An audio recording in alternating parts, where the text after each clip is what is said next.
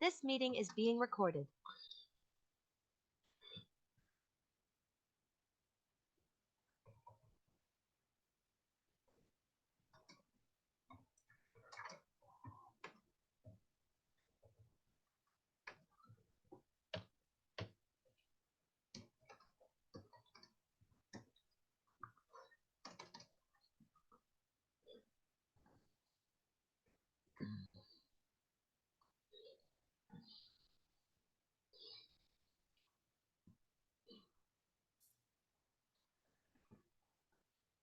Okay. We All don't right. hear it online. Okay, so you want me to can you pass me the control of the meeting? Not yet. Okay.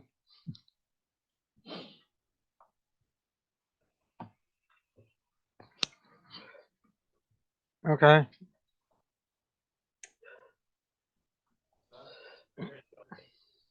I'm sorry. Okay. There we go. Audio difficulties there. Okay. Welcome everybody to the meeting today. Ross is going to announce the speaker. Okay, thank you. That's you, Ross. Yeah, the feedback is you. Feedback is you. Thank you. We'll figure this. This is half the fun is getting the electronics to work. Yeah, that's Good morning, everybody. If you don't know who I am, I'm Ross Van Deen, W7ROV. And you sentenced me to activities manager a couple meetings ago. I'm taking over for David W7DAO, and David actually set up this presentation before I got here. So, and I appreciate that because it made my job easier. So we've got our speaker, and that's Alex, Victor Echo 7 Delta X-ray Whiskey. Wave, there he is. And yeah. Alex is an advanced ham since 1990, and he graduated of the HTL in Innsbruck, Austria. In Austria, he held the call sign Oscar Echo 7 Bravo Bravo Tango from 1987 to 1990.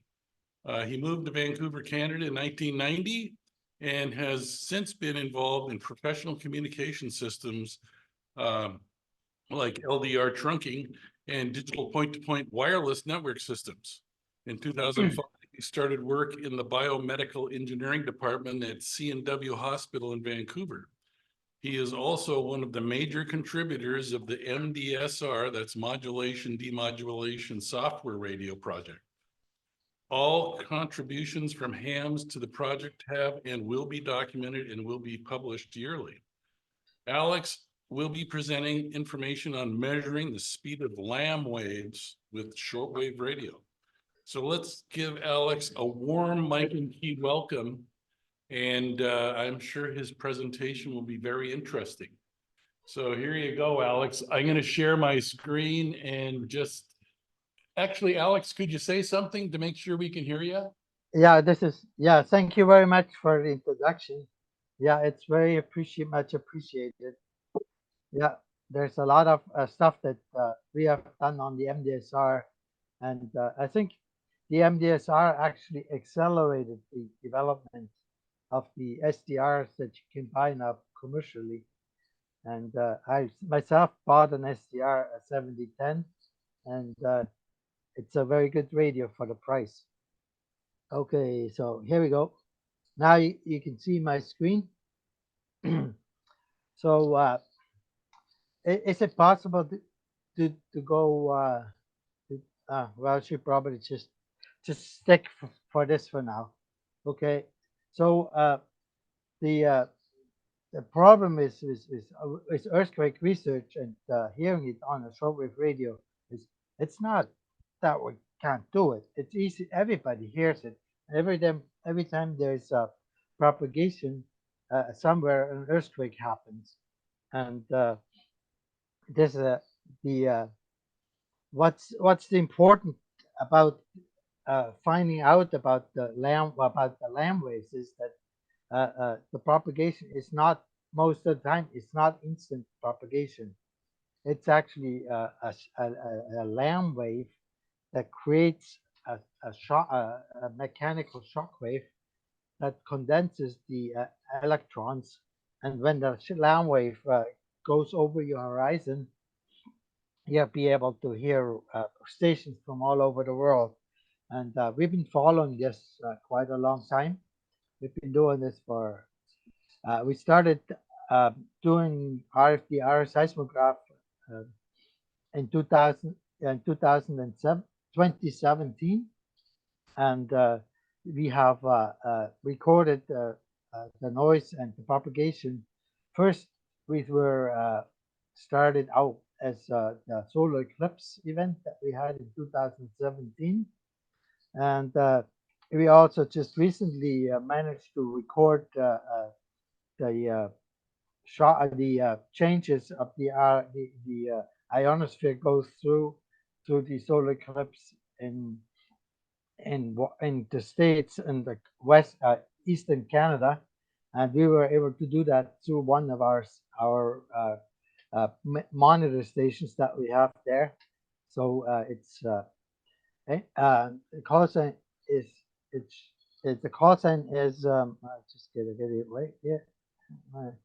N1 CTF, and he monitored, and we were able to pick up a drop in the ionosphere. Okay, let's go back to the. Okay, let's go back. Okay, so unfortunately, with all this kind of research, it's highly political, and we should go to the next. Yeah, go to the next slide. So lamb of shock waves.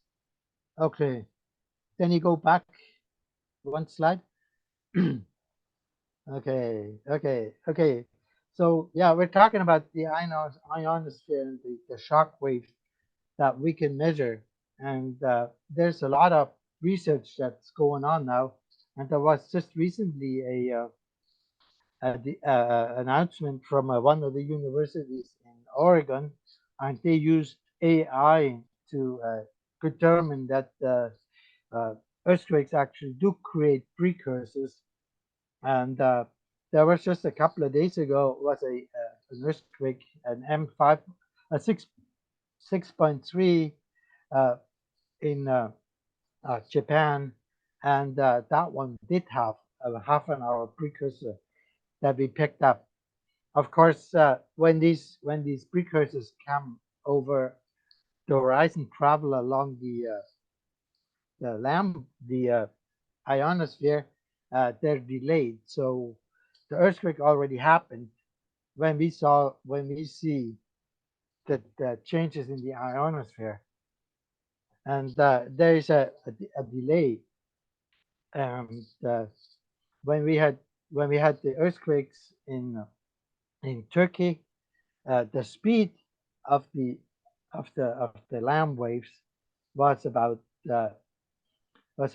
16 was Mark 16, so speed of sound times 16 that we measured, and so it took 22 minutes for us here in on the north in the Pacific Northwest to see the changes of the earthquakes, and it's amazing how consistent that is. We see lamb waves, like the lower speed lamb waves are the ones that are actually causing the propagation, and they're created by earthquakes M5 and M6, and it's there about that most of these lamb waves are just very consistent, and they move, faster than the speed of sound for most of the time. And the only option is, and if we can go to the next slide.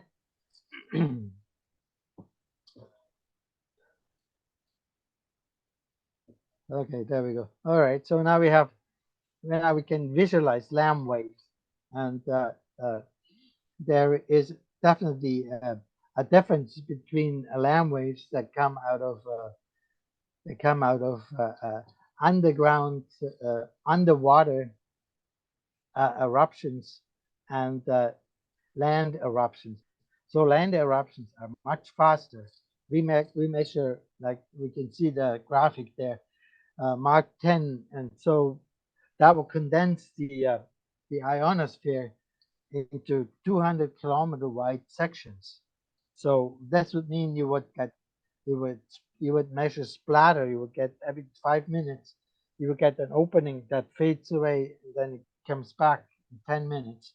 So it's very consistent in that way that you can measure that. And once you have a really big event, usually the ionosphere just dissolves, and you have no propagation. And it's very similar to the way when we have a CME hit, like it just evaporates the ionosphere. But this time it's happening from the ground. So can we go to the next slide, please? Okay. All right. So, and here is the actual measurement that we saw on the Turkey quake, and that was an M6.7, and then a 7.8 quake, which is already very unusual to have the larger quake happen after. But that just shows how much energy is stored underground, and if we measure that, we can, with a shortwave radio, we can make all kinds of predictions. There wasn't necessarily a precursor on that quake, except for the little bit of a propagation that you can see on the yellow, on the blue band, which is 21 meters. And what happened is when those two quakes hit, they hit exactly at the same time. You can see two peaks that are exactly 11 minutes apart. So this is a very strong indicator that we actually picked up these changes 22 minutes later, and it's fantastic that we have the RF seismograph, which was designed for solar monitor, and there's a whole story to that too. It took me, like we were measuring earthquakes, like the RF seismograph was running after the solar eclipse continuously, and we were mainly watching for changes in the ionosphere created by the sun. And there was an event in 2019. There was a triple quake just on the northern end of Vancouver Island, which is about 500 kilometers or 300 miles away from here. And there was a triple event with a 6.4, a 6.2, and a 5.9, which is quite significant quakes. And we did pick those up. And again, we saw the peaks. And the peaks aligned perfectly with the timing of the quakes. So, the only conclusion is, oh, there's more going on than just solar events. So, and then, we're started to. This was I just say, this was a struggle because I personally did not believe that earthquakes cause at that time. I did not believe that earthquakes cause propagation. And so, like I was thinking, how can this be? How can we see these quakes? And and then I happened across an article in the Scientific American called "Earthquakes in the Sky," and they talk about the events that occur underground, with the currents flowing and magnetic fields coming out of the ground. Very similar to what happened in the sun when you look at the sunspot, like you have the magnetic field lines come out of the ground, and So this is a very similar process that happens in earthquakes. The the propagation changes can be measured, and the the energy that is stored underground, not stored, or that is flowing underground, and electricity that is flowing underground is amazing. But see, if you're a ham radio operator, ground is ground, and ground is nothing. So it's a stretch of imagination to allow you to understand that there's way more going on underground than just a place to ground your antenna. Could we go to the next slide, please? Thank you. Okay, so here we have visualizing alarm lamps of underwater quakes. So there's a big difference between earthquakes that occur on land, which are usually fast and create very fast moving land waves up to Mach 16, as we've seen. And the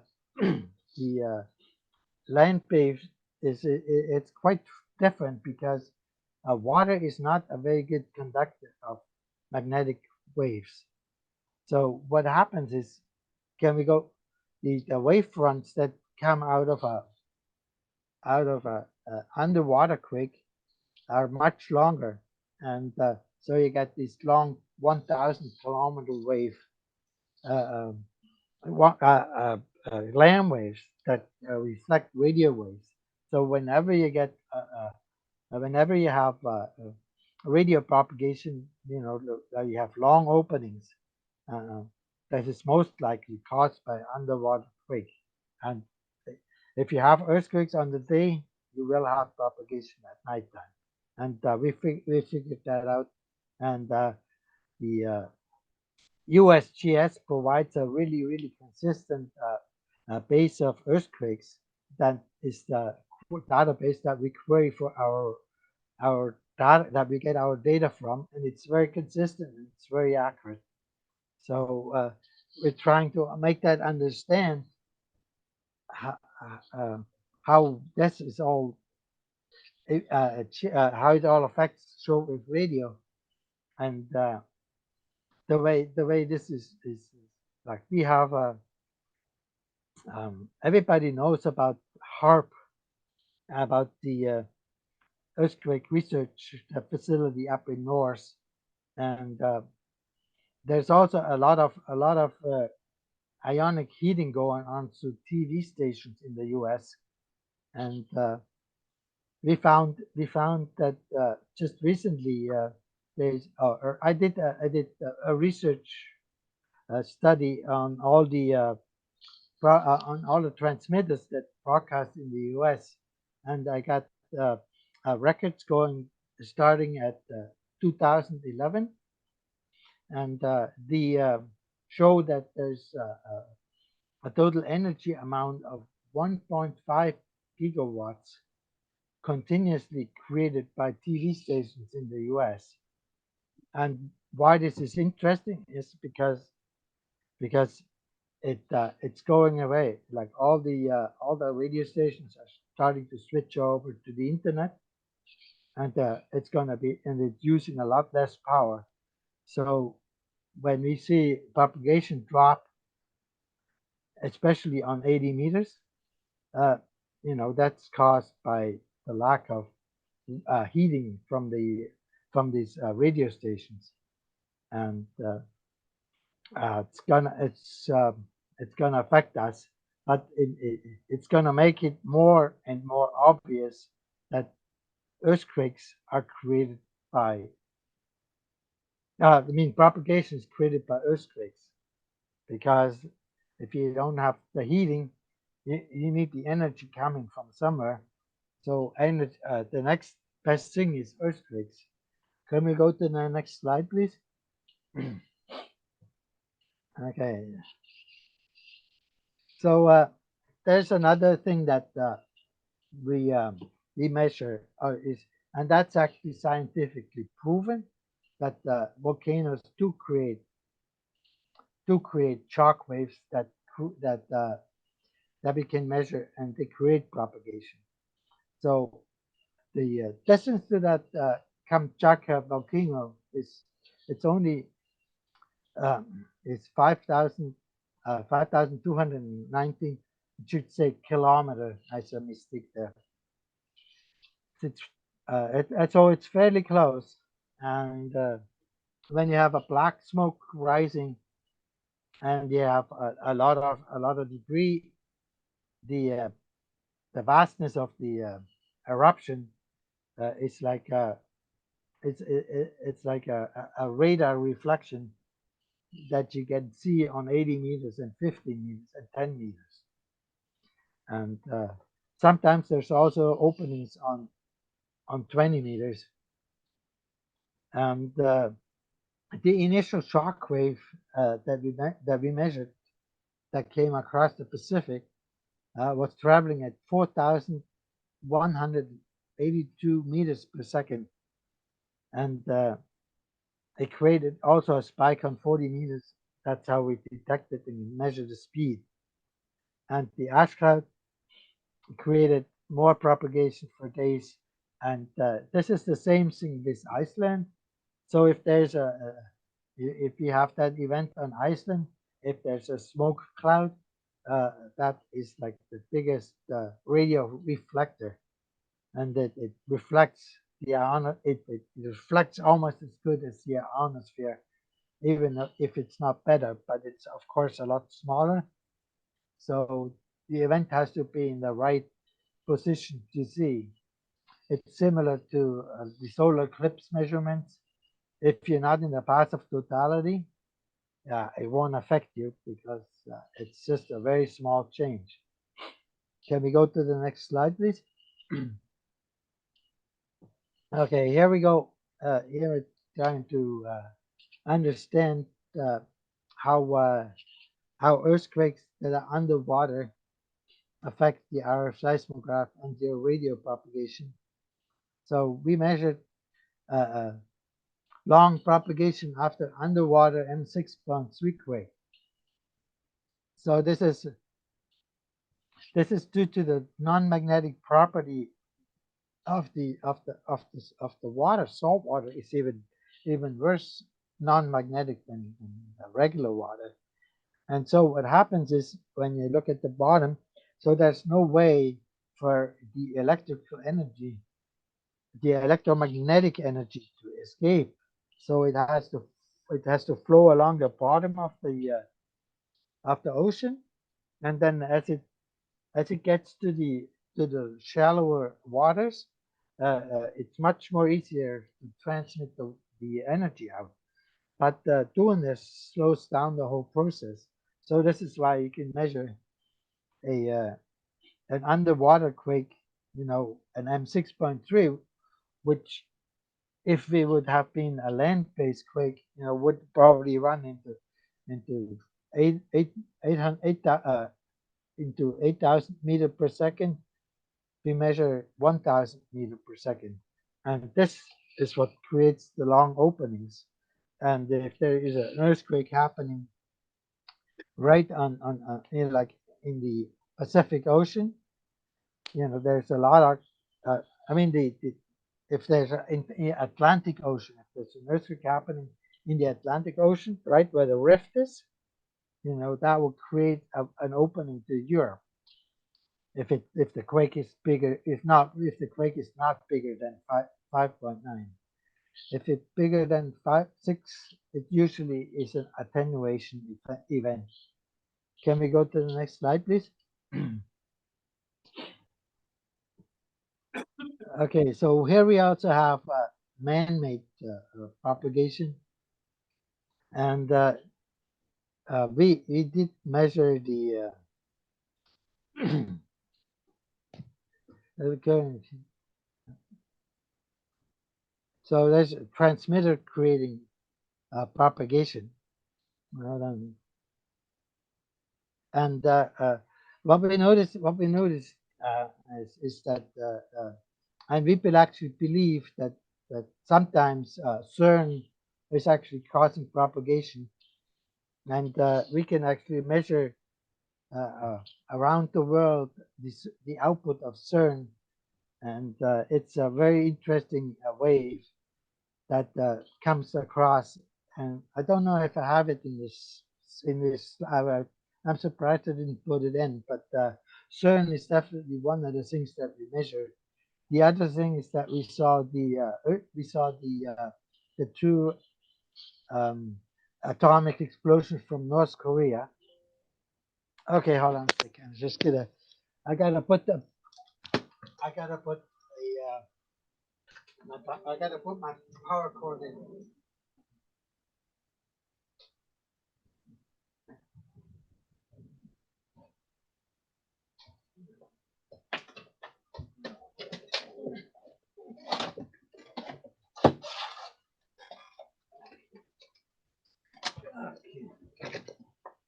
Actually, anyway.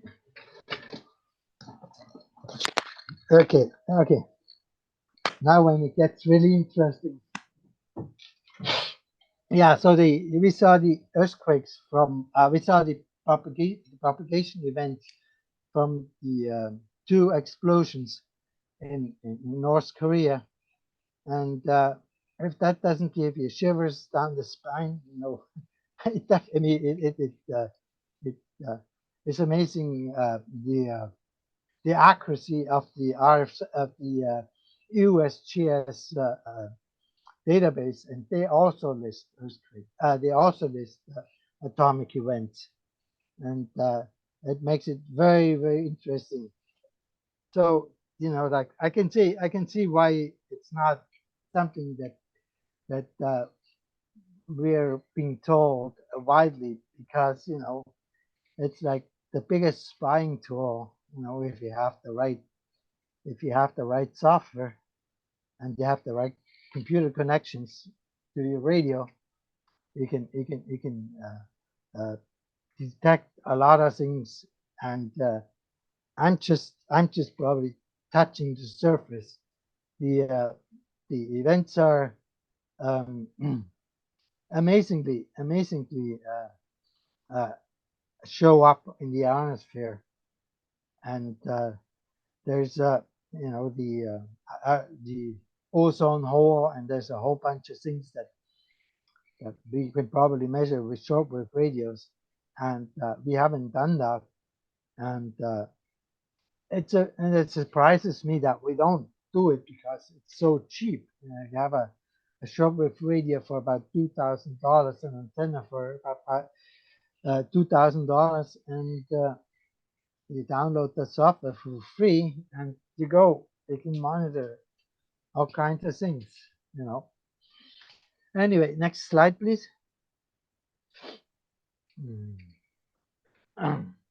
Okay, we go back to one slide. Can we go back one slide? There's one more thing that I wanted to make. One more point. Okay, all right, yeah. So what's interesting about that slide about the man-made propagation noise is that that was the event from CERN, and it opened up the ionosphere, and it created a geomagnetic storm 21 hours after. And you remember that one, because Elon Musk was complaining about that, that he lost his satellites in that storm, and that was very interesting. And that's basically it's believed to have come from CERN, definitely. Next slide, please. So we're going to see man-made propagation change, and again we see earthquakes from fracking, and these are if these earthquakes are in a specific area, and there's enough of them, you don't need many. You don't need strong quakes like M3 like what we see here, probably. Yeah, M2.5, M2.6, 3.1. If they're in the right at the right time of the day, you can see that it opens up the 40-meter band, which is green, and also the 80-meter band, and they can create shockwaves that last about several hours, and that travel at very slow speeds for waves, for lamb waves. But it's not the speed of the lamb wave that creates propagation. It's the density of the event. So if you have a dense quake, you can measure that, and so it's always interesting to see when we start fracking somewhere. It's important to be aware that fracking creates quakes, and it's unavoidable.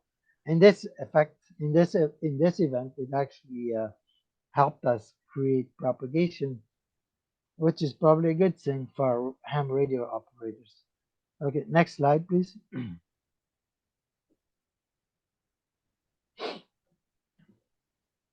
So all newly detected quakes are always put into the USGS database, and they have an incredible database that goes down to M0.1 on the mainland. So the U.S. mainland, the USGS detectors are rated at M1 0.1, and that is like if there's a bigger explosion or a chemical explosion, yeah, they would list it. They would see that in their seismographs, in their seismographs, and they make it available through the internet, and that's how I get the data from them. It's queried on a real-time basis. So if there's an earthquake, and they measure it, 20 minutes later, it shows up in the USGS database. And there's also an earthquake system for Europe. There's one in Canada, and but USGS has the overall the best database, and they also if the event, they don't have necessarily sensors in Canada or in Europe, but if the quake's strong enough, it still shows up in their on their instruments abroad, and they can pinpoint it very accurately. And that's the thing with the IR seismograph. Once you understand that everything you see on the IR seismograph is delayed, things make a lot more sense. And it makes a lot of sense. So when we have the R viewer, this is a newer image of it where we actually plot the time of the quake. Excuse me. So the way this works is the USGS puts out an alert on their database, and it also includes GPS location. So we have the GPS locations of all our monitoring stations, and then we can do calculations in the background that tell you exactly, how far away it is on the surface. And so if there's a shockwave traveling from the event to our seismograph, it is required to take that long of time. And as you were seeing, these shockwaves are not hard to find. You just need to look for them, and you need to have our seismographs running. And it's a very interesting, I think, very interesting for me, and it kind of puts a bit more science into the ham radio operation, and it's also makes you a better operator because you're aware of that. Not only solar events create propagation changes, and it overall is a much better view of our energy budget and on the planet. And it's also Like why don't we consider the moon? Like the moon is a very, very strong force, that lifts up the ground. Every time the moon is above, the floor raises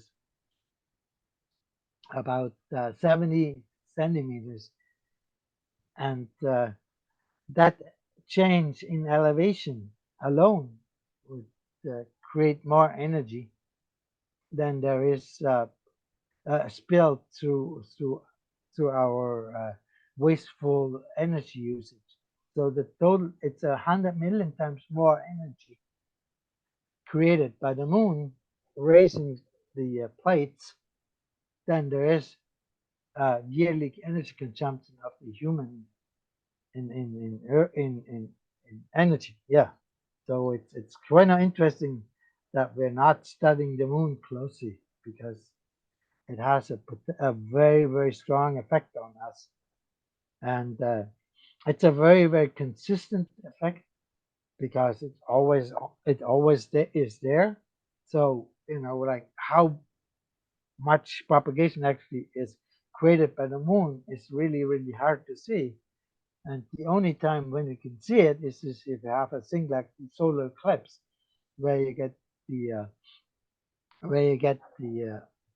size, where you get a very small point where you don't have solar energy heating it, but it's still creating propagation all over, and it's that small point that changes not very much, because the real energy is created by the gravitational waves, and the gravitational waves between the moon and the and the soil don't change depending. Well, they get actually a bit worse with the sun being right behind the moon, and we can measure that. Can we go to the next slide, please? Thank you. So this is the air seismograph that I built for NJ7OK and Joe Jonkas. His air seismograph is currently not running because he isn't there. But you can see that it's not something out of sci-fi, and it's not something that's unaffordable to build a unit that goes between the RF seismograph software, which runs on a Raspberry Pi, and your radio. So what you see on the right hand side, where the B and C cable is, that's actually a converter that converts that we built. I designed that converter, and that converts the incoming IF into 12 kilohertz. So you can feed it over into the audio card that runs on the Raspberry Pi, and the Raspberry Pi does all the calculations, and our seismograph does also scan, so it has a scanning feature, so you can measure every 7 seconds. You can measure different band. It has six channels, so every minute, and that's important. We timed it to that we have every 52 seconds the RF seismograph does one whole scan of all the 6 frequencies. And while this is important, is because we monitor JT65 frequencies, which are on the minute. So if you're a little bit further along, and if you're fast enough, you will able to see the quakes. And there was a real upset. It's all the people that run ionosondes, because ionosondes should be able to see earthquakes, but the ionosondes are not allowed to go below 1 minute. So I've seen ionosondes go as fast as 5 minutes, and the measurement process is kind of slow and cumbersome. So you need something fast. There's actually somebody a professor in the States in the 90s actually figured out what the lowest frequency was that the earthquake can generate, and so it lays just above 2 minutes of the period of a earthquake. And so if you measure above it, you won't see the earthquake. So this is why our seismograph has to have the 52 seconds, and it seems to make a lot of sense. What it also does, because all the signals that we see are 1 minute, so every 10 cycles, the frequency shifts, or the timing shifts, so that you can see the other stations. So this is how we create. This is how our seismograph creates the illusions of having the audio signals, or having the signals go wide, because it always measures every 10 minutes. It measures, instead of measuring the TX station, the strong station, it measures the weak stations. So it be able to do both signals. So that's why we get that easy to see images that create wide graphs. And basically, it's just another way of putting a signal to noise ratio on top of the noise measurements. Okay, can we go to the next slide? Okay, so this is the location of the Newport, Oregon, and I didn't add the location and from N1 CTF because I forgot, and we're just starting out. That was the whole project went online a few months ago, and we're still working out some of the bugs. And if I can have a screen control later, I could probably show you our seismograph and our viewer, how it works here in Lynn Valley, or at my station, and it's kind of neat because it allows you. What our seismograph does, it doesn't use databases yet. We would like to use database to try to store the data. That will make it easy. But right now, because of our limited funding and manpower, what we do is we create every 10 minutes it creates a file, so it updates. And while it creates those files, you can also monitor, is it working properly? And so we'll do a lot of troubleshooting that way too. And it keeps it working. And the station, the NT1 CTF, is actually located on a rift right in front, right in the middle of the U.S. And it sure shows a lot of interesting propagation, and he also picks up earthquakes. And so it's just a natural progression that you would think, our seismographs should actually be, on every university, should be in every university, because they provide such incredible information. Can we go to the next slide? Okay, so this is my monitoring station, the antenna, and it's a HD 18JR antenna, and I mounted it on top of my building. And the radio that we use to monitor is a TS590, which is an incredible nice radio. And we found that when we switched over, we had an FT990 monitoring, which is already a very clean radio. The 990 is much better than the 990, and I love that radio for monitoring because it gives a much clearer picture, and the the importance of this is that you cannot monitor earthquakes with a off-the-shelf standard shortwave radio. It needs to be a transmitter. Transmitter capable of providing a clean signal. So every time you have to use you want to use CW, there's a signal requirement that you have low noise signal and it's clean signal, and that's what we found. That's why we use transmitters as receivers. We do not transmit, so that makes it a lot easier for the setup, and it's also you're not required to have a license to run the RF seismograph, and there's no licensing fees, and it's all passive.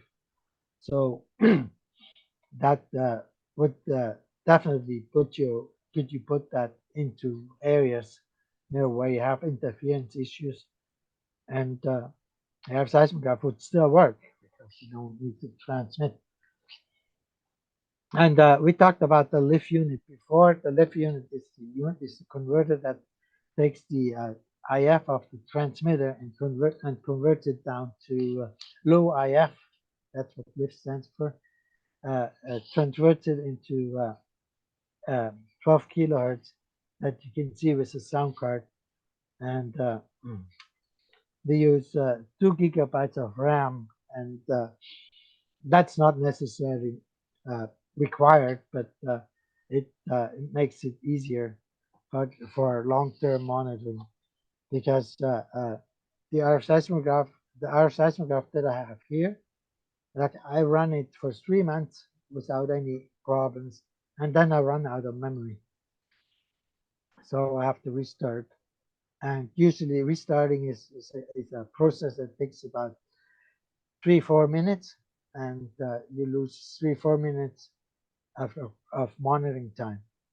And so the idea is to get somebody fired up enough so that we actually have want to set up their own station. The caveats of running an RF seismograph is that you cannot transmit, of course, because that would destroy your measurements. So it's kind of especially now that we are close to solar max, it's a bit of a drawback because I cannot take part in ham radio activity, and it's also interesting. Did you guys notice the 80 meter propagation that we have on JT60 on FT8? Like if you go like I monitor 3.573, and at nighttime it's amazing. Like I pick up stations from the South America, from Far East, from I pick up stations from Europe, and it's all on 80 meters on FT8. So anyway, so if you have 80 meter capabilities, turn on your rig on 80 meters, and if you don't need a very good antenna, just an antenna good enough to transmit. And what the FT8 protocol does is it gives stations that or local, you can see local stations, and if they have a better antenna, you will see that they can actually see the stations from abroad, whereas you can only see him. But since the signal broadcast, okay, go ahead. Anyway, can you go to the next slide? Yeah. So there we go. How is the RF seismograph connected to the transceiver? And we use the 55 kilohertz option port for most radios, and if you have certain Yaesu radios, the lift board actually fits right into like the FD990 fits. It fits right into the option filter board, and you mount it there, and then you have to feed out the 12 kilohertz IF, and it plugs into your audio sound card of the computer. The software can be downloaded from at rseismograph.org, and we have also our monitoring there. So every day at 12 o'clock, at 5 o'clock, at 0 UTC, we send a report. So if you want that report, sign up for our user group. It's at rseismograph.org. You go to rseismograph.org, and if you go to the next slide, you can see, and yeah, so this is the left board here that actually fits into the FD890, and all this kind of 817. It fits into the 817 and the 857, and it makes, all you have to do is provide power, and then you get the 12 kilohertz signal out that you can plug into your audio card. Okay, next slide, please. Okay, all right. So there's okay, visualizing RAM waves references. So it's been ongoing research to measure meteorological satellites. Himawari 8, that's an ongoing measurement, and if you start to understand how Lamb waves propagate, and there's also a Lamb wave description on Wikipedia, and also the atmospheric effect of the Hunga Tonga volcano eruption and associated impacts. Hunga Tonga was a huge eruption. We saw the effects on the RF seismograph for weeks and months, and the effect of this eruption also had an effect on the climate. We got much more snow in the northwest than we usually get, and it was a nice reprieve from global warming, but it didn't last, and now we're back to where we were. And there's also the telemetry satellite that can measure that measures active volcanoes, and then the atmospheric disturbance generated by different natural processes and human activity. So it's all in the references. Can you go to the next slide? I think okay. So this is the contact information. If you want to contact me, send me an email. Website, rseismograph.org. User group. Yeah, there's the user group. So if you want to sign up for our daily report, it comes every day at 5 o'clock local time and 10 UTC. And if you go to rseismograph.org, our daily report, there's also the graphics is also there. So we upload the graphics to our website so that people that are not signed, not members, will still be able to see the propagation changes. Anyway, so I saw a possibility for to switch over control to my computer, so I can show you the RF viewer software.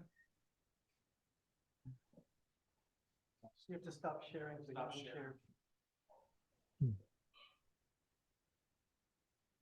Oh, can't stop share screen. Oh, okay. Stop sharing. Okay. Okay. Okay. Here you go. Okay. Hold on. And now we'd have to take Yes. Oh, oh, hold on. Oh, I want to go to, oh, hold on. Oh, no. Hmm, So, Alex, there's a green okay, button at the bottom that says share screen. okay, yeah, Just click on that and then click on the window that you want to share.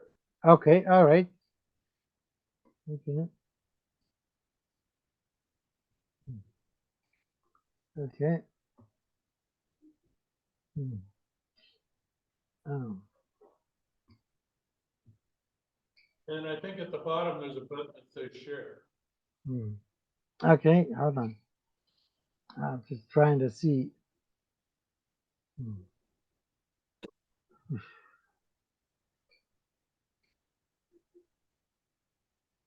Okay, now I can't. Just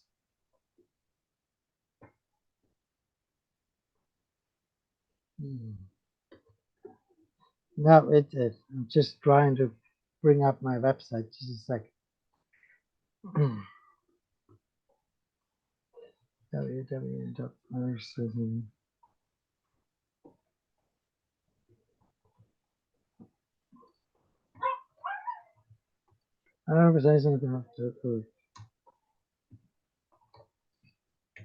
Okay.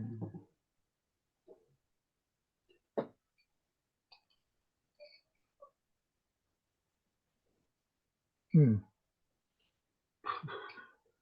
It's slow. Hmm.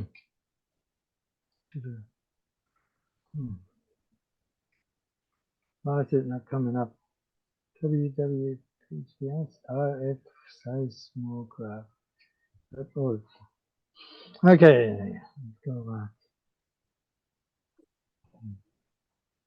Yeah, it doesn't want to come up. Hmm. Okay, so go to screen, share screen. Okay, and then select window. Okay, MDSR. And then at the bottom, the button that says share. No, that's not it. Hold on. Let's try it again. Okay. Oh, Well, Alex, yeah. Calendar, Outlook, MDSR. That. Okay. Oh, there's the entire screen here. Okay. Okay. Allow. Okay. So now we're okay. Okay. Can you see it now? yes. Okay. Okay. So now what we have? Okay. So now what we have is this is the measurement of the VE7 station, and I can get remote data, and that will upload it. That will update the latest file, and then I can query the earthquake activity, and then I can compare the earthquake activity. And you can see that there's not a lot going on at the moment. There's a M5.0 that creates a little bit of propagation on 80 meters and also on 20 meters. And what's interesting is 20-meter band usually goes high, but if there is the earthquake on the right spot of the day, the band stays low. So you can see on the left, sorry, on the right, you can see there is propagation on 20-meter band that is also that turns into 20 meter that goes into 50 meters, and we have our second monitoring station. So I select the different monitoring station, and then do the same thing again. I get the data. I load the current USGS database, and then I compare. And you can see that it's more interesting here because he's on a rift, on a bigger rift. So the effect, and there's one thing that we haven't really studied, that the effect of the rifts on the ionosphere. As the I'm on a fault line too, but our fault line is not as big as the rift that he is under. So radio propagation is definitely much better if you're on a fault line. So that means a fault line is a crack in the bedrock. You know, that's not the fault lines that are out on the ocean, the big ones. You know, they're big cracks. But the ones that we're concerned of is the ones that everybody encounters. So one of the best ways to have good propagation is to park on the air, because parks are always built on land that is not otherwise buildable, and so you can find the fault, and you have a very good radio propagation experience. And again, you can see that the M5.0 earthquake, has an effect on 40 meters, and on 20 meters. Like if you look at it after, and you can bring up the. And there's another thing that we do is we can. Excuse me, Alex. Yeah, go ahead. We've run out of time and we have to start our meeting. Okay, sorry. Okay. But we want to thank you for your presentation. It was very interesting. Yeah, I think I think it's a very good thing. Anyway, I'll let you guys go, and I say thank you too. Thank you. And have an open mind when you look at earthquakes now. We will. Yeah. Okay, I'm just gonna hit. Okay, stop sharing. Right. Okay. Very All good. right. Okay, well, thank you very much. Good night. Good night. Thank you.